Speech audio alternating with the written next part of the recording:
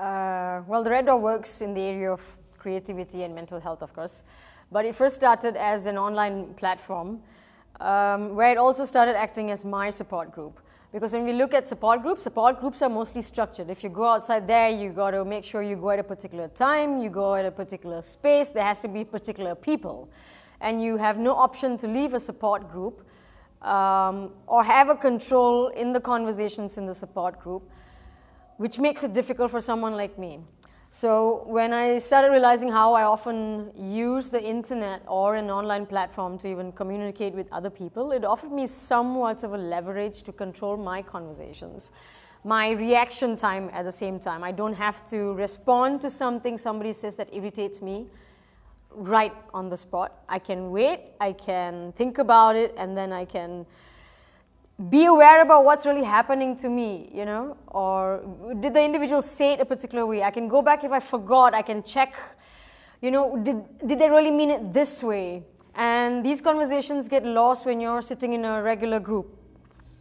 So when I started the online group for that acts as my support group, so I can just have regular conversations with people because schizophrenically speaking, we are already lost out from so much of social reality. To go to a support group outside of my home is an effort for me till date. You know, it does give me social anxiety to get out there because I love living in my room. I love living in my head. To go out there and have it a bit messed up is not something I want to do. Yeah. So when I first started, that was really the point of it in the first 1 week. But things changed because other people also felt the benefit of it. And these were individuals not necessarily diagnosed with schizophrenia. Regular human beings, some people diagnosed, some people undiagnosed, some people have absolutely had no clue about what mental health was. And we were just raving and ranting and complaining and talking about stuff that you otherwise would do in a support group. We were also able to, in a way, bitch about our problems without hurting the other person. We could also say, hey, I'm going to use certain words that are going to sound a bit vulgar, man. You might not like it, so don't follow this comment. You know, so technologically speaking, you can like use the notification button and not follow the group. There's an option to leave the group when you're not wanting to be a part of it. And I've been a part of different support groups before, and those support groups will have indirect pressure on making sure you come every week so that you don't lose out on stuff, and you don't want to go every week.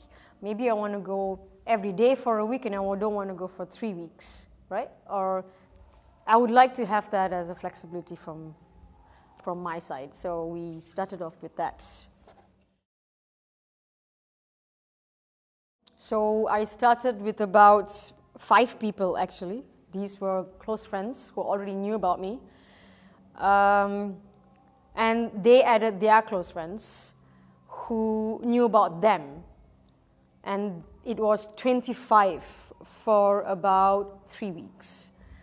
And I started getting to know all these individuals who were my close friends. And they became good friends with me. And they started talking to me. Then they started adding their other list of friends, and I started adding my other list of friends. And we were not just adding any random person who were on our list of friends. We were really talking to each other about the group, about this person, and you know, she's also like that. And I was also telling other people about it. Hey, you know, I know your friend, and you know, she'd plays the drums and etc.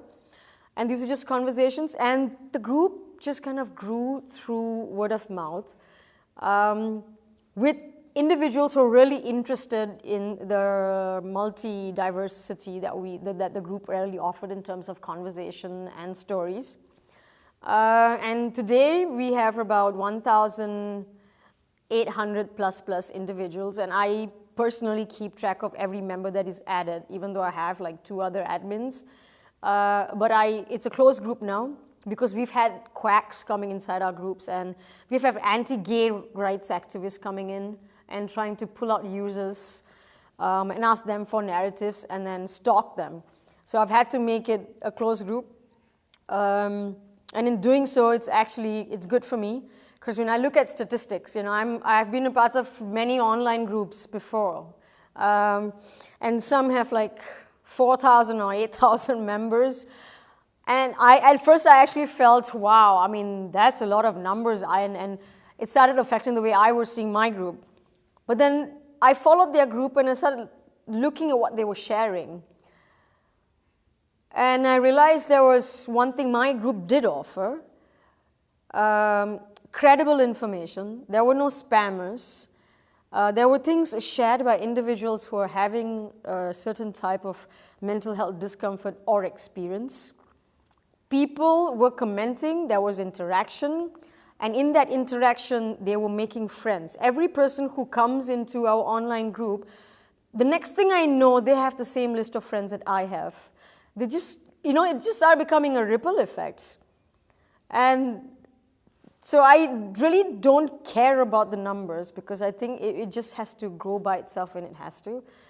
And despite some of the individuals not really commenting or interacting online, I call them readers and viewers, and they're equally important. Because from few of them that I've got feedback from, they tell me that, I don't comment because I don't think it's a space I need to comment in, or I maybe have a different background and I don't think I want to be there yet, but I'm reading and I really enjoy what is being shared. I enjoy what is being told by other people like you, so I'm still watching. Anonymity is a big deal, Not everybody comes out as a person who has schizophrenia or bipolar disorder, and it's not necessary that they come out. Or when you have a social media profile, you can change your name. You don't have to show the world your photograph. And that gives people a sense of, they're not hiding, because they do know there's stigma and discrimination, and they've got their family members who are also around, and they need to protect themselves.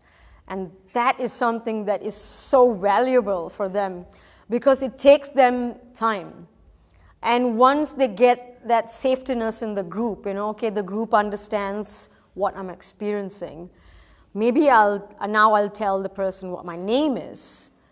And slowly they get their confidence and they realize, oh, hold on, I can come out of the closet.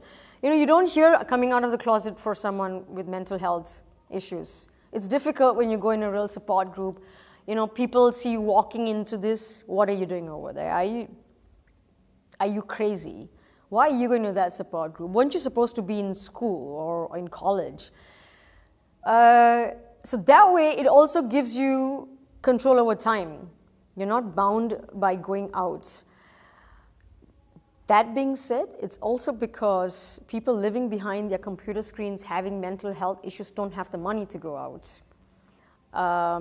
More than just, you have social anxiety, but there is also a level of guilt that one is living in because you are dependent financially on your parents. For you to go out, you're going to think, wow, I need to still take my parents' money to pay for myself to feel better by attending that support group, where I still don't feel somewhat control. But an online platform offers, it's free. And that's a safe space that's being made possible. And every step has an individual coming out at different levels. Then it's the face. Then it's the, hey, I want to share my story, and it gives them the choice.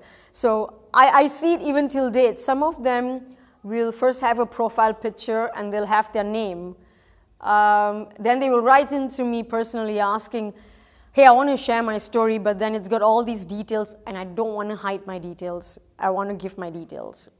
I want to give like the crucial, dirty, disgusting parts of my life because that's their story. I don't want to edit it for them. And I said, okay, but are you going to be okay with it? And then ask them questions, when you ask like maybe your friends or your ex-colleagues, or they might read, are you okay with it? And I don't need to tell them what to do. They will just remove their profile picture, or they instantaneously create another profile that might be fake, but they let me know they're the same person, so I add them back. And then they enter the group and they share a story that just can throw a lot of readers. Let's say I was going into a job offer in an employment agency, and everybody there, including the bosses and including the employees, just accepted me for all the differences I came with. Where I was running around and painting or like, talking to myself or giggling or had these voices in my head. And they were just curious and they just lived with me and said, hey, you know what, I'll kind of help you out. I know this is difficult for you to do. And you're imagining a workspace of, let's say, 50 people or even 25 or maybe 100, right? And the law is not there for me. It's not there till date. And maybe the police comes and says that, you can't employ her. I'm sorry, someone just put a complaint for her that she's got schizophrenia. She shouldn't be working. She should be locked up inside. But 50 people love me, and 50 people have been standing up to me. I completely believe that these 50 people will actually tell the cop, get lost. My workspace, I've employed her. I know how to deal with her. Where are you coming from? And these 50 people will follow me to the police station to actually make a scene, and cops don't want that. So it is more than necessary to include people who are not in the sector at all.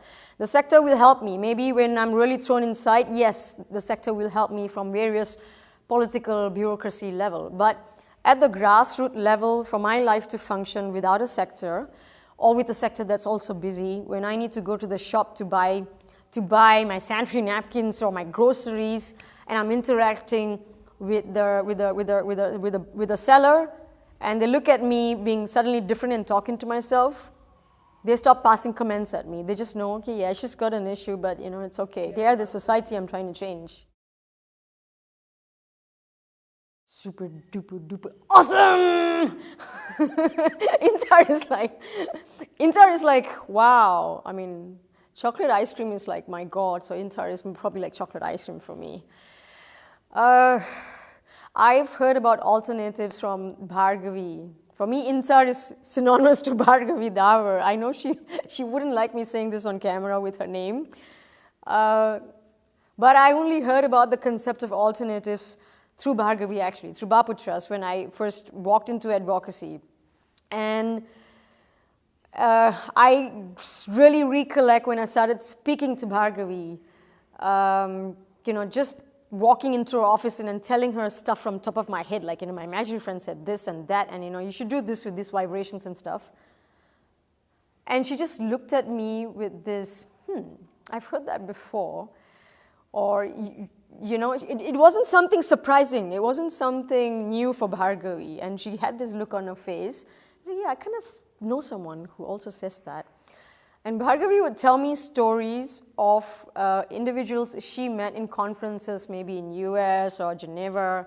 And she's like, these are peers and allies from, these countries who are probably now really old, but they've had such experiences. So that's why I think of them the minute you start coming to my office and, talking about the same stuff. And strange enough, I've met some of them today. So Bhargavi told me this in 2008, and I told them that, indirectly, you guys have actually affected my life through this lady by just blah, blah, blah, and blah, blah, blah. And she just says, like, yeah, this person exists. And she'd give me these names that I won't even remember. Because at that point, when you're so alone in your life, when you are trying to fight the medical model, because I don't believe in that, and I believe my voices, I believe in the shaman, I believe in the tantra, I believe in all these things. And this one person says, yeah, I kind of know someone else. And that validation is what I actually lived with. Yeah, there has to be other people. There has to be other people. And Intar is every 4 years. And the fact that every 2 years. And now that these people are here, I was like, wow. It's like, the legitimate people are here. So I don't know. I can't tell you what Intar is. Intar is like, it makes me emotional because for me, Bhargavi has been such a close ally, and she's also been a mentor. And in the Asian and Indian setting, this is like the first cheesecake, chocolate ice cream, like all of it together, So it's such a great deal for Asia because in my interactions with individuals here from the Western world and the Western allies, they have also given their feedback. You know, there's so much of exchange and respect for the knowledge and what I can do and what I can do. And yes, there's so much of cultural differences. There's some things we can't do and something we can't implement, which really helps in context to what we're doing from an Asian point of view, to look at what we already have naturally, because it's called alternatives for a particular culture, but in many cultures it's very natural. And I think what I take back from Intar is to tell people the same thing that I believed in, that, hey, you know what, why didn't you just pick this up and practice in your own home, because we're talking about it. It's not something that is really new. It makes me question a lot of the traditional stuff. Someone like my mother, you know, your traditional Indian lady would talk about. Traditional things about yoga or mindfulness that she just does, that exists in Indian cultures or Asian cultures. And we forget that when we grow up. So I am actually taking a lot of that back home with me.